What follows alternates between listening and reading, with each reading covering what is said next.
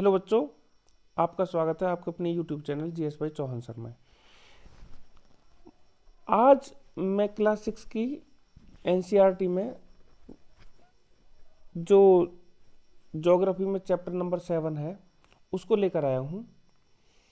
तो इस चैप्टर में हम भारत की स्थिति विस्तार, भारत में पर्वत, पठार, नदियाँ और इन सब के बारे में हम जानेंगे। तो वीडियो को लास्ट तक देखना, ध्यान से सुनना और समझना। अगर वीडियो आपको पसंद आती है तो मेरे चैनल को सब्सक्राइब करना, वीडियो को लाइक और शेयर करना। चलिए देखते हैं इसमें क्या क्या है। सबसे पहले हम देखते हैं इसमें क्या है। भारत एक बहुत बड़े भौगोलिक विस्तार वाला देश है। इसका जो भौगोलिक विस्तार है, मतलब भौगोलिक विस्तार से मतलब है इसके अक्षांश और देशांतर को हम देखेंगे तो काफ़ी बड़ा विस्तार है इसका। तो बहुत बड़े भौगोलिक विस्तार वाला देश है यह। उत्तर में यह हिमालय के ऊंचे शिखरों से घिरा हुआ, उत्तर में हिमालय है। पश्चिम में अरब सागर, पूर्व में बंगाल की खाड़ी है और दक्षिण में हिंद महासागर प्रायद्वीप के तटों पर लहराते हैं। अब इसमें हम देखते हैं मैप की सहायता से इसको। देखो इसमें क्या है, इसमें जो उत्तर में है, अगर हम देखते हैं कि उत्तर में तो इसमें हिमालय पर्वत है भारत के उत्तर में, और इसके देखो पूरब में, इधर पूरब है, ये बंगाल की खाड़ी है। पश्चिम में अरब सागर है और अगर हम देखते हैं दक्षिण में, इसके दक्षिण में ये वाला ये हिंद महासागर है। इस तरह से इन सब से घिरा हुआ है। ये प्रायद्वीप है, भारत एक प्रायद्वीप है। प्रायद्वीप का मतलब जो होता है जो 3 तरफ से जल से घिरा हुआ है वो प्रायद्वीप बोला जाता है। अब इसमें हम आगे देखते हैं। भारत का क्षेत्रफल 32.8 लाख वर्ग किलोमीटर है, जो इसका क्षेत्रफल है वर्ग किलोमीटर में दिया गया। उत्तर में लद्दाख से लेकर दक्षिण में कन्याकुमारी तक इसका विस्तार लगभग 3200 किलोमीटर है।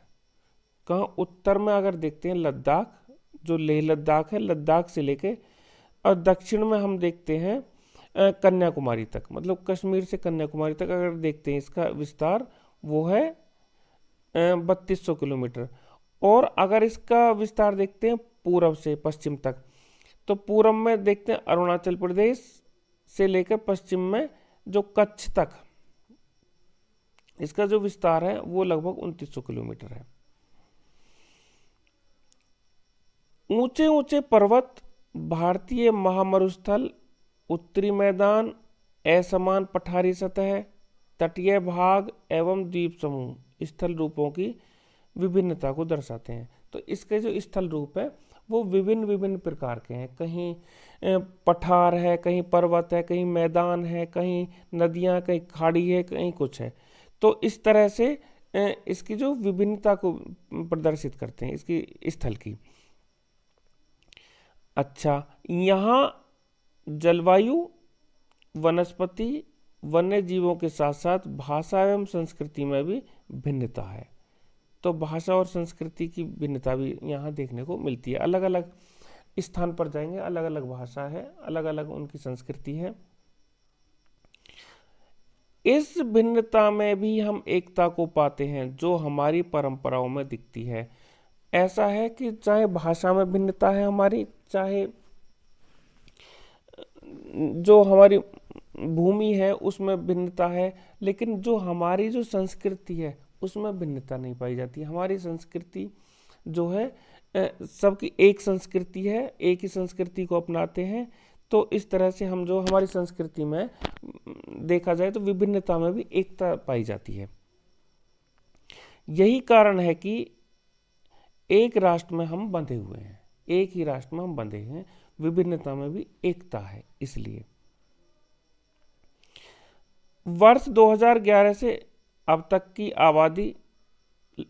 आबादी जो है लगभग, अब मैं बताता हूँ, लगभग 140 करोड़ के करीब अंदाज बताया जा रहा है ये क्योंकि अभी इस बार वो नहीं हुआ था, जनगणना नहीं हो पाई, तो आबादी लगभग लगभग 140 करोड़ के करीब है। यह चीन के बाद दूसरा, विश्व का दूसरा सबसे अधिक जनसंख्या वाला देश है। सबसे ज़्यादा पॉपुलेशन जो है वो चीन की, और उसके बाद में दूसरे नंबर पे भारत की है। अब भारत की स्थिति को जानते हैं हम। भारत की जो स्थिति है वो, मतलब जो लोकेशन है, लोकेशन को बताते हैं। भारत कितने अक्षांश से कितने अक्षांश तक है और कितने देशांतर से कितने देशांतर तक इसकी स्थिति है, इसके बारे में जानते हैं। भारत उत्तरी गोलार्ध में स्थित है। भारत अगर इसको, पृथ्वी को दो गोलार्ध में डिवाइड कर दें हम, एक तो उत्तरी गोलार्ध, एक दक्षिणी गोलार्ध, तो भारत उत्तरी गोलार्ध में स्थित है।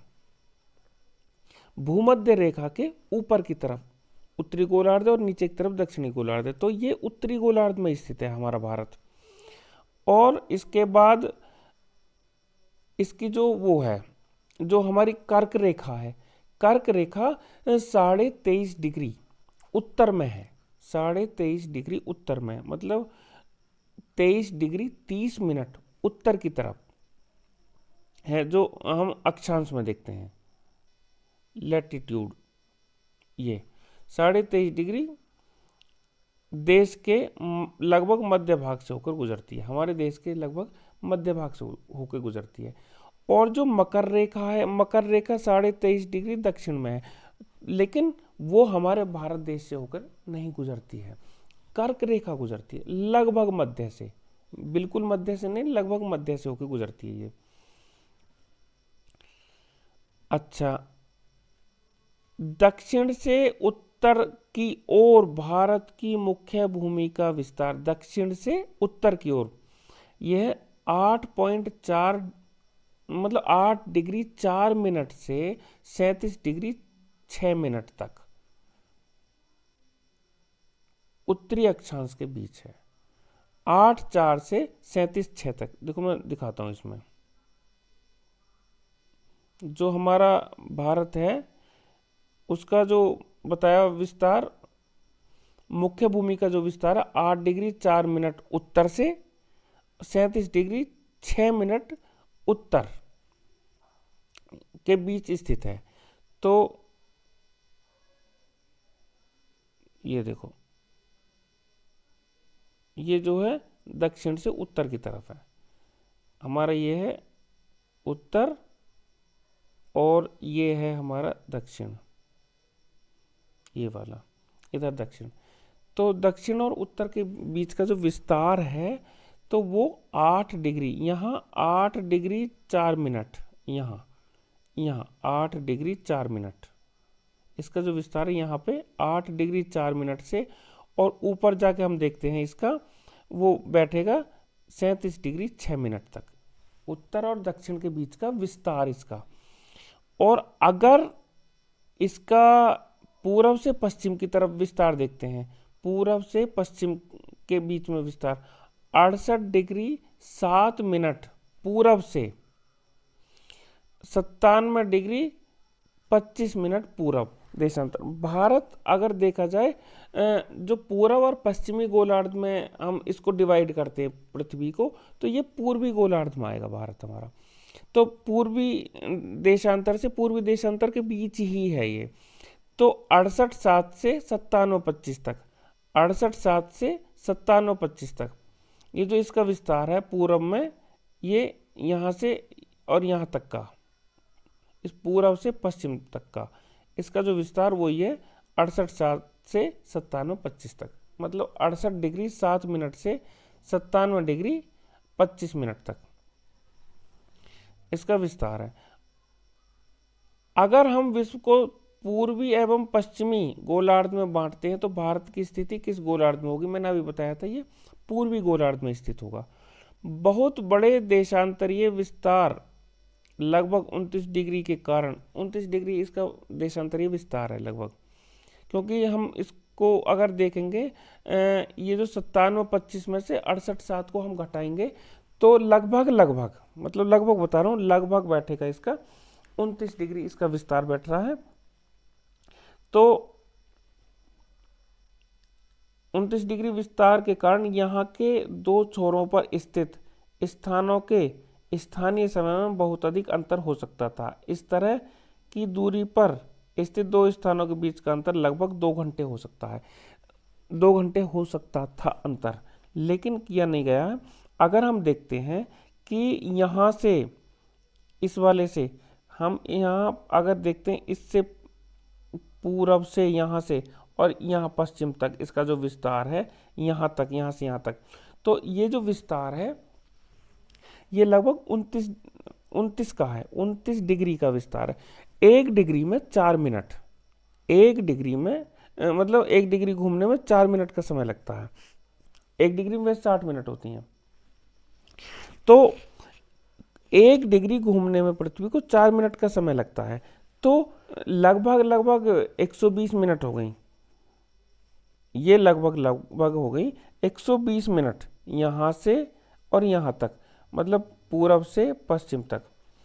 तो 120 मिनट से कुछ थोड़ा सा कम बैठेंगी ये, पूरी 120 एक्यूरेट नहीं हुई, मैंने लगभग बताया। 120 मिनट का मतलब लगभग 2 घंटे। 2 घंटे का समय इसको लगना चाहिए, मतलब वहाँ से वहाँ तक घूमने में पृथ्वी को 2 घंटे का समय लगता है लगभग। मतलब इस पूर्वी से लेके पश्चिमी तक का जो पृथ्वी का जो घूर्णन है ये 2 घंटे का समय है। तो यहाँ के इस पूरब के और पश्चिम के समय में 2 घंटे का अंतर होना चाहिए, लेकिन 2 घंटे का अंतर नहीं किया गया इसमें क्या है कि हमने 82.5 डिग्री जो वो है पूर्वी देशांतर को, उसको मानक समय मान लिया गया।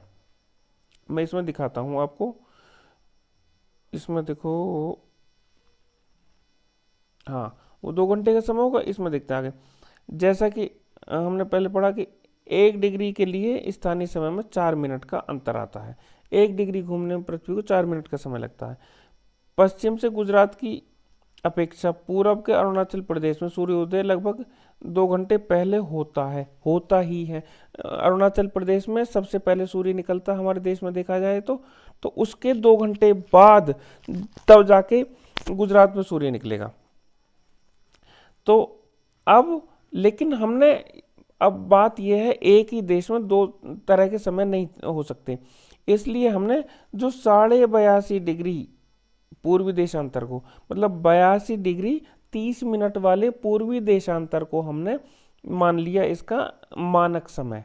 इसको मानक समय मान के जितना समय यहाँ पे होगा 82.5 डिग्री पूर्वी देशांतर में, वो ही पूरे भारत का एक मानक समय हो जाएगा। वही समय हर जगह होगा भारत में, चाहे जहाँ भी किसी भी देशांतर पर देख लो या किसी भी अक्षांश पर देख लो, हर जगह एक ही मानक समय माना जाएगा। क्योंकि अब इसको अगर देखते हैं तो ये जो 82.5 डिग्री है, जो हमारे जो विश्व का वो मानक समय, उससे 5.5 घंटे आगे है। ये सब मैं उसमें पढ़ाऊँगा आगे, जब मैं अक्षांश और देशांतर वाले वो पढ़ाऊँगा तब। अच्छा, अब भारत के आए पड़ोसी देश, भारत के पड़ोसी देश। तो जो भारत के पड़ोसी देश हैं उनके बारे में इसमें जानते हैं हम। देखो, भारत जो है 7 देशों की स्थलीय सीमाएं इसकी सीमाओं से जुड़ी हैं। भारत की सीमाओं से 7 देशों की स्थलीय सीमाएं जुड़ी हुई हैं, जो लैंड है वो जुड़ी हुई है। अब कौन कौन से हैं वो देखो, इधर देखते हैं, इधर देखो, ये अफगानिस्तान, इधर ऊपर अफगानिस्तान जुड़ा हुआ है इससे, पाकिस्तान है यहाँ पे जुड़ा हुआ, ये ऊपर अफगानिस्तान हो गया, यहाँ पाकिस्तान हो गया, इधर चीन हो गया। और अगर आगे देखते हैं यहाँ पे, ये हमारा भूटान हो गया। भूटान एक छोटा सा देश है, सबसे गरीब देश माना जाता है, ठीक है, ये हो गया। और यहाँ पे हमारा हो गया ये बीच में, ये जो ब्लू में ये है बांग्लादेश हो गया, ऊपर तिब्बत हो गया। तो इस तरह से ये जो है यहाँ पे देखो नेपाल है, ये नेपाल है हमारा पड़ोसी देश है। तो ये सारे देश जो हैं इन सब की सीमाएं, इधर म्यांमार है, लास्ट में पूरब की तरफ देखेंगे तो यहाँ म्यांमार है। तो ये जो देश हैं इन सब की सीमाएं हमारे देश से मिलती हैं, मतलब दो पड़ोसी देश हैं हमारे। इसके बाद हम आगे बढ़ते हैं तो ये इसमें दिया गया है, ये तो भारत के पड़ोसी देश हो गए। यहाँ पे भारत का राजनीतिक मैप दिया गया है और इसके बाद में भारत का भौतिक वाला नक्शा दिया गया है। अब राजनीतिक और भौतिक के बारे में बताता हूँ कि राजनीतिक कौन सा होता है और भौतिक कौन सा होता है। ये हमारा सबसे पहले दिया गया है भारत का राजनीतिक मानचित्र। ये रहा राजनीतिक मानचित्र। राजनीतिक मानचित्र जो होता है, ये जो राजनीतिक मानचित्र होते हैं, ये मानचित्र किसी स्थान की सीमाओं, कोई भी स्थान है उसकी सीमाओं, राज्यों, शहरों, सड़कों आदि को जानने में सहायक होते हैं। किन किन चीज़ों को? राज्य है, शहर है, सड़क है आदि, इन सब को जानने में सहायक होते हैं ये राजनीतिक मानचित्र। और जो होते हैं हमारे भौतिक मानचित्र, देखो भौतिक मानचित्र देखते हैं अब हम। ये जो भौतिक मानचित्र दिया गया है इसके नीचे ही दे रखा ये वाला। ये मानचित्र एक जगह में भौगोलिक विशेषताएं जो होती हैं, किसी भी जगह पर्टिकुलर जगह में जो भौगोलिक विशेषताएं होती हैं, जैसे पहाड़ है, जल निकाय है, रेगिस्तान है और जंगल है, इन सब का प्रतिनिधित्व करते हैं ये मानचित्र। तो इसमें जो ऊपर वाला राजनीतिक मानचित्र है इसमें दे रखा है, हमें क्या दिया है, देखो इसमें दे रखा है सभी इसके जो स्टेट्स हैं, स्टेट्स के नाम दे रखे हैं, तो और उनकी राजधानियां दे रखी हैं। तो इन सबको ध्यान से देख लेना, ध्यान से पढ़ लेना कि जैसे दे रखी है राजस्थान जयपुर, उत्तर प्रदेश की लखनऊ है, ये दे रखी राजधानियां, ये है बिहार की दे रखी है पटना, ये दे रखी है। तो इस तरह से ये देख लेना, ये सारे जो हमारे स्टेट्स हैं और उनकी कैपिटल इसमें दे रखी हैं। इसके आगे हम देखते हैं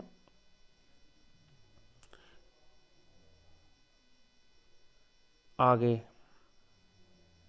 ये राजनीतिक वाला हमने और ये भौतिक मानचित्र ये देख लिया। हाँ, अब देखो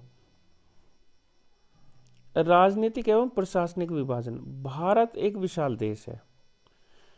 प्रशासनिक क्रियाकलापों के लिए देश को 28 राज्यों एवं 8 केंद्र शासित प्रदेशों में बांटा गया है। और क्या हुआ, लेकिन 29वां राज्य जो है तेलंगाना बना।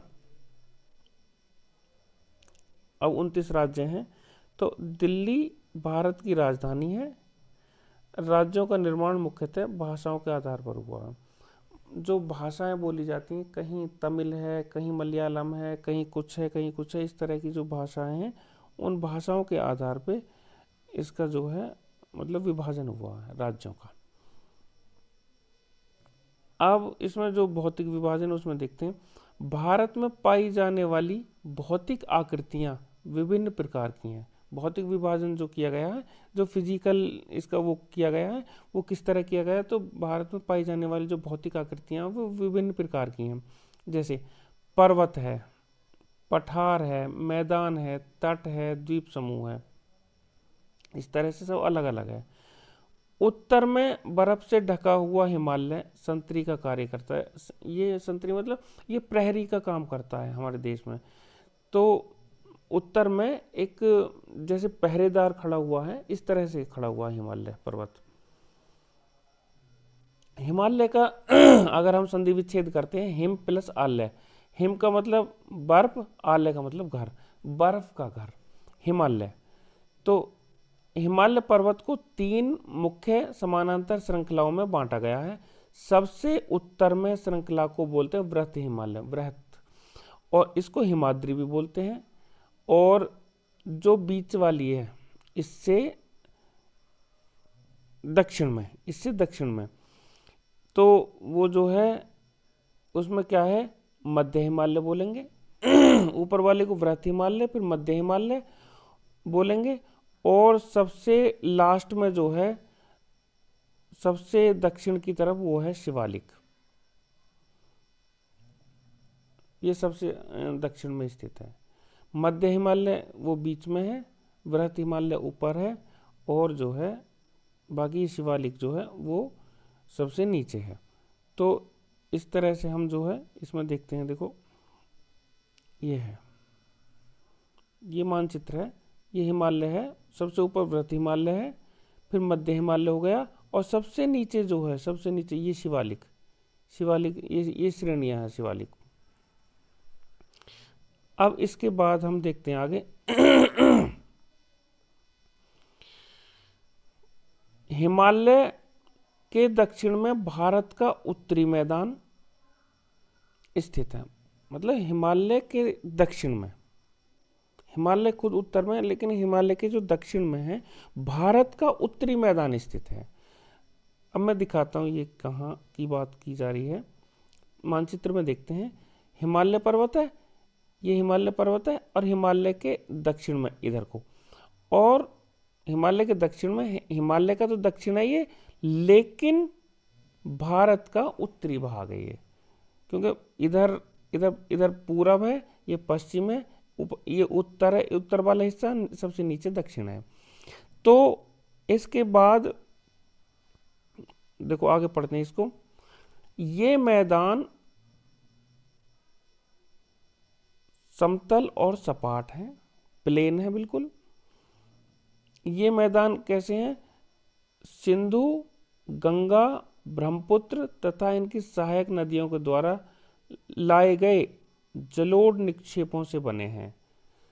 तो ये जलोढ़ निक्षेप क्या होते हैं? ये नदियों के द्वारा लाई गई बहुत महीन मिट्टी होती है। ये जो निक्षेप है, ये जलोढ़ निक्षेप क्या, बहुत महीन, बहुत बारीक मिट्टी होती है, तथा नदी बेसिन में, नदी की घाटी में ये निक्षेपित कर दी जाती है। नदी की जो घाटी होती है वो वहाँ से लाके निक्षेपित कर दी जाती है, वहाँ छोड़ दी जाती है। इसी से ये मैदान बनते हैं। नदियों के ये मैदान कृषि के लिए उपजाऊ भूमि प्रदान करते हैं। यही कारण है कि इन मैदानों में जनसंख्या अधिक होती है, क्योंकि इन मैदानों में सारी सुविधाएं परिवहन की और मतलब जो जल की व्यवस्था भी, और तुम्हारा ये देखा जाए तो प्लेन होते हैं ये, यहाँ पे हम कृषि की भूमि की भी हमें सारी सुविधा मिलती है। तो इस तरह से हम देखते हैं कि ये जो है विश्व के सबसे अधिक जनसंख्या वाले स्थान होते हैं। भारत के पश्चिमी भाग में भारतीय महामरुस्थल, भारत के पश्चिमी भाग में यह शुष्क, गर्म तथा रेतीला स्थल है। यहाँ वनस्पति की मात्रा बहुत कम है, क्योंकि ये रेतीला है, गर्म है, इसलिए वनस्पति यहाँ कम पाई जाती है। अब इसको देखते हैं, भारतीय महामरुस्थल, देखो ये है, इसके पश्चिम में ये इधर ये वाला, ये भारतीय महामरुस्थल है, ये यहाँ पे ये। तो ये गर्म है, रेतीला, तो यहाँ वनस्पति जो है बहुत कम पाई जाती है। उत्तरी मैदान के दक्षिण में प्रायद्वीपीय पठार है। इसकी आकृति त्रिभुजाकार है। प्रायद्वीपीय जो पठार है, आकृति इसकी त्रिभुजाकार है। इसका धरातल, अच्छा, इसका धरातल काफी ऊंचा नीचा है। इस क्षेत्र में बहुत सी पहाड़ी श्रृंखलाएं हैं और घाटियां भी हैं। इसके उत्तर पश्चिम में अरावली श्रृंखला स्थित है, जो विश्व की सबसे पुरानी श्रृंखला है। विंध्य एवं सतपुड़ा भी महत्वपूर्ण श्रृंखलाएं हैं।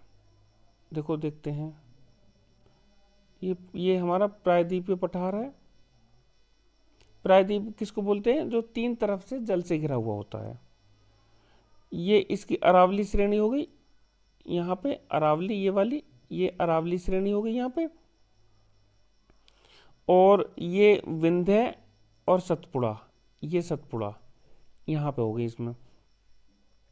ठीक, इससे आगे देखते हैं, तो ध्यान रखना, प्रायद्वीप का मतलब जो 3 तरफ से जल से घिरा हुआ हो। मैंने ये प्रायद्वीप के बारे में पहली वाली वीडियो में भी बता दी है। इन श्रृंखलाओं से होकर नर्मदा तथा ताप्ती नदी बहती हैं। ये पश्चिम की तरफ बहने वाली नदियां हैं जो अरब सागर में गिरती हैं। अब नर्मदा और ताप्ती, ये जो नदियां हैं ये बहती हैं पश्चिम की तरफ,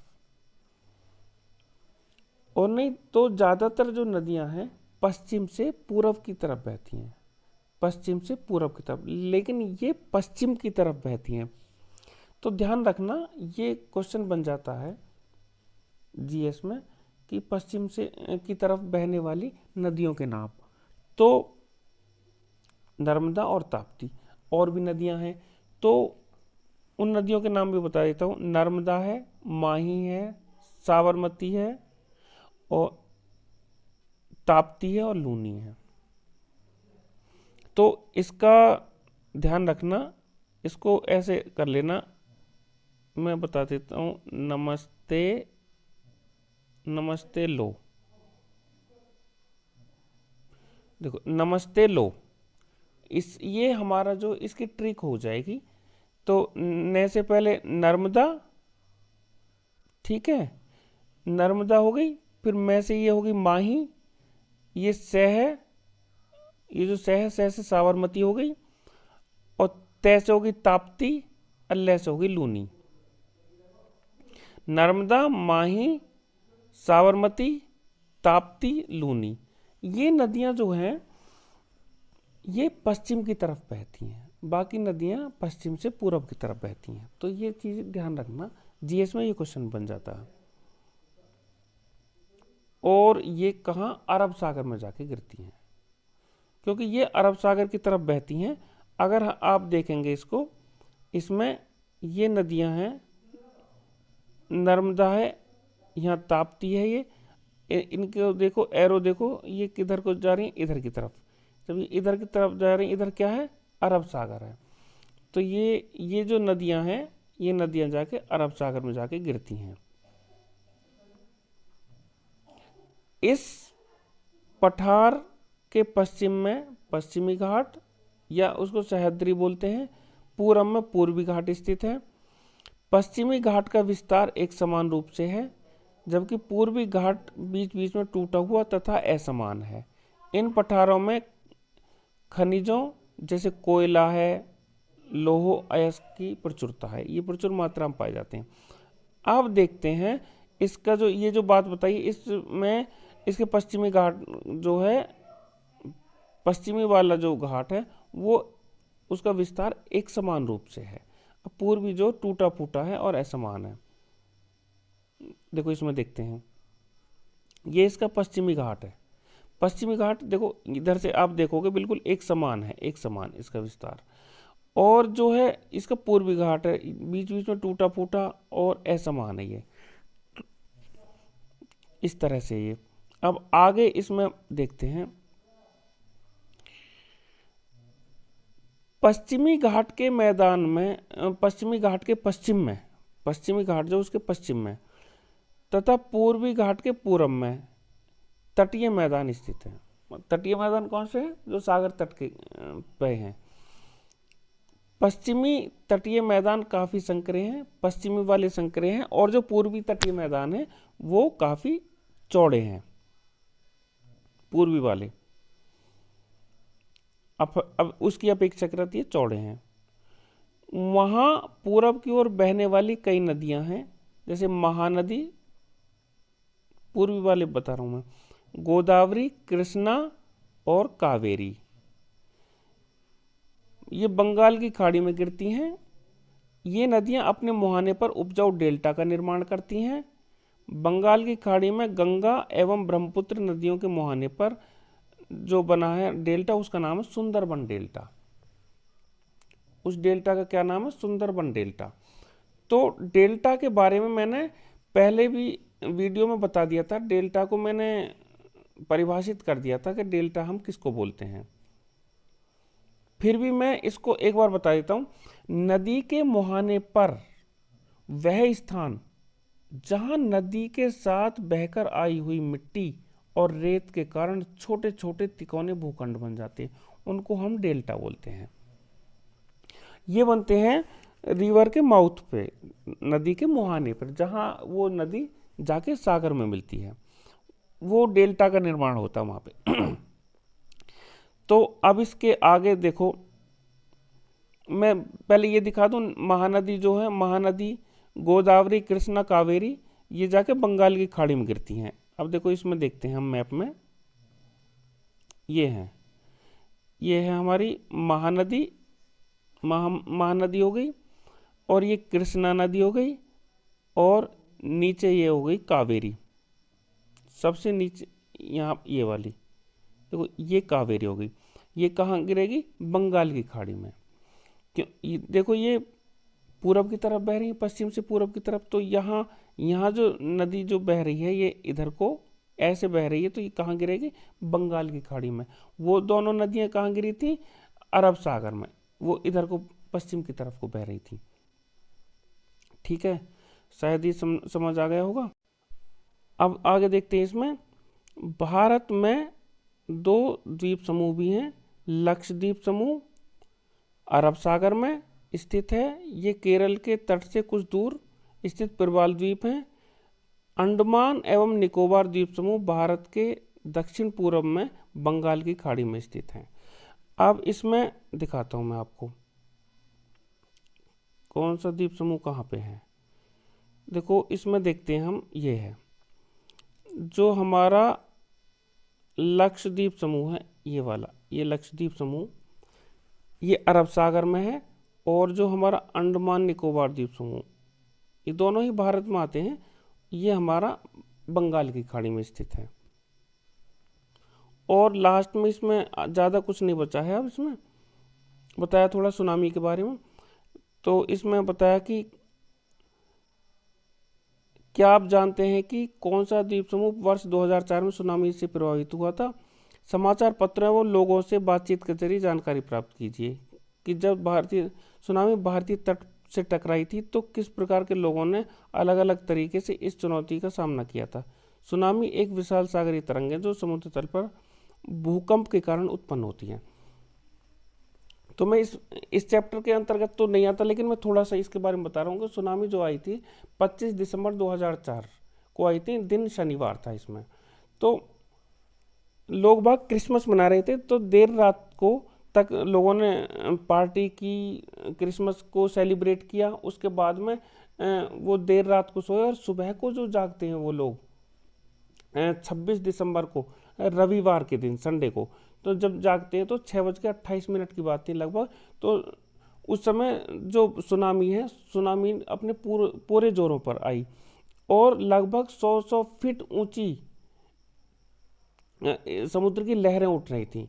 और जो हिंद महासागर के तट वाले लगभग 14 देशों ने इस मुसीबत का सामना किया था।